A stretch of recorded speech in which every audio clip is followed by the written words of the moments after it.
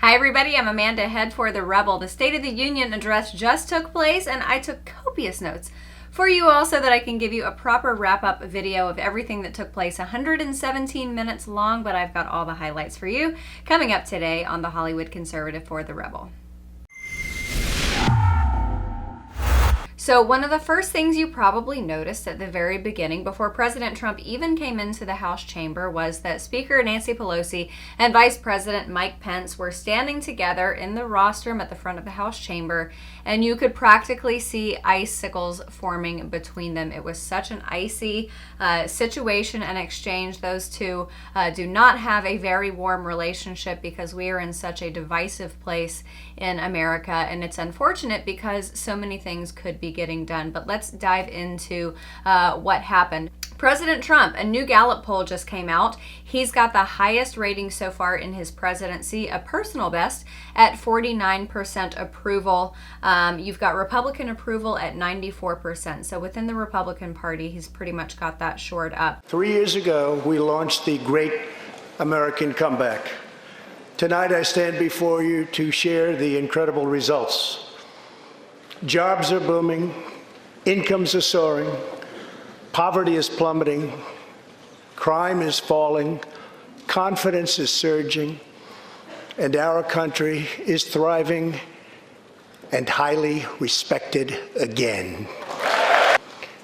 The years of economic decay are over. Gone too are the broken promises, jobless recoveries, tired platitudes, and constant excuses for the depletion of American wealth, power, and prestige. He's pro-worker, pro-family, pro-growth, and most importantly, pro-American. President Trump's new trade deals, obviously with China, the newest one, phase one that he announced last week, creating 7 million new jobs. That is 5 million more than industry experts projected during the previous administration. Unemployment is the lowest it's been in over half a century. Average unemployment lower than any president in the history of our country. I bet you don't hear that in Canada. African American, Hispanic, and Asian unemployment lowest levels in history. President Trump talked about school choice. One of his guests was a fourth grader named Janiah Davis. Her mom, Stephanie, is a single mom, and President Trump spoke about how her future in school had basically been snuffed out when their governor there in Pennsylvania vetoed legislation to allow 15,000 school children to have school choice. But President Trump said, "I am pleased to inform you that your wait is over." He announced an opportunity scholarship going to this young lady so that she can go to the school of her choice. So she and her mother both looked very excited about that. President Trump then said, "I call on Congress to give 1 million students the same opportunity, pass the Education Freedom Scholarships and Opportunity Act so that kids across America can go to the schools where their parents feel is best for their education." President Trump talked about he has implemented record and permanent funding for National Historic Black colleges and universities. Of course, Democrats remained seated on that. He talked about protecting Medicare and Social Security, protecting pre-existing conditions, lowering prescription costs, price transparency bill. This is something that's going to be huge. It's something that's going to bring down the cost and raise up the quality of healthcare. He talked about the opioid crisis and how the levels are down across the Midwest, depending on state, about 10 to 14%. President Trump talked about how he plans to eradicate the AIDS epidemic by the end of this decade, assuming Republicans stay in power. He then brought up called up to stand Rush Limbaugh, the pioneer in talk radio here in America.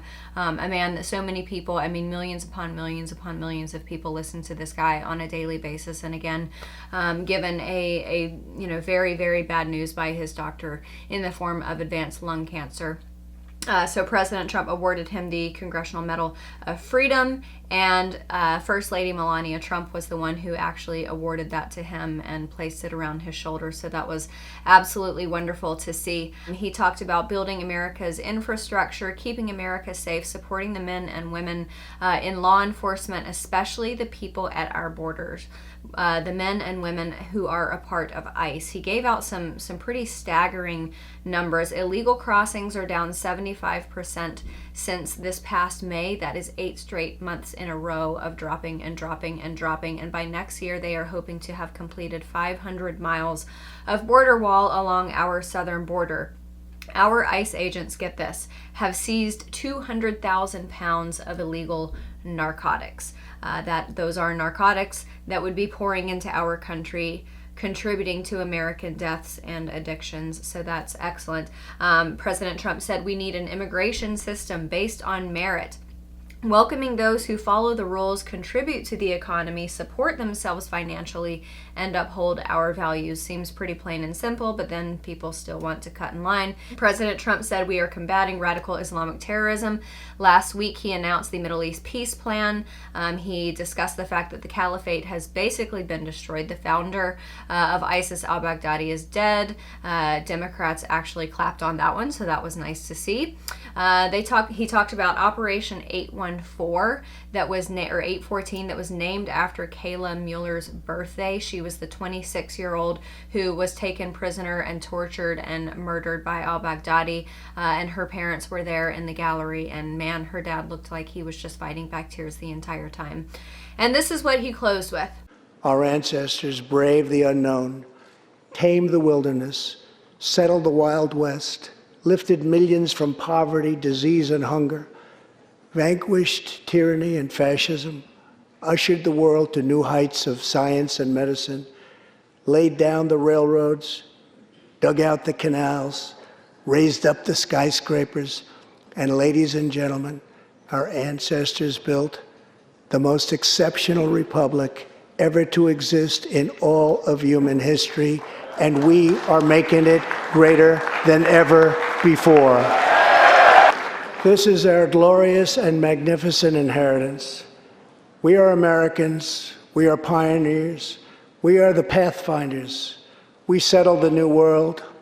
We built the modern world.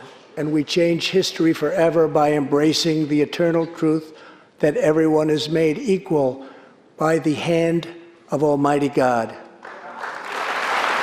Our brightest discoveries are not yet known. Our most thrilling stories are not yet told. Our grandest journeys are not yet made. The American age, the American epic, the American adventure has only just begun. Our spirit is still young. The sun is still rising. God's grace is still shining. And my fellow Americans, the best is yet to come. And I'm not kidding when I tell you this. As President Trump was walking away, Nancy Pelosi picked up that speech and she ripped it in half. Classy. Very, very classy. For those of you in Canada, you might not know, in a typical two-term presidency, the first 2 years are the honeymoon period, although I would proffer the notion that President Trump never had a honeymoon period. But the first 2 years of the honeymoon period, the next 2 years are spent campaigning for the second term, and then in the second term is when, assuming you have the support of the House and the Senate, you can finally start getting things done. So for you all in Canada, this election is going to actually be possibly even more pivotal than 2016. So we'll be keeping you all posted on all of this. I hope you have enjoyed my State of the Union wrap-up, and we'll see you soon. If you enjoyed my commentary and want to keep #real news organizations like The Rebel going, make sure you go to donations.rebelnews.com and contribute to The Rebel. Thanks so much for watching, everybody. I'm Amanda Head for The Rebel.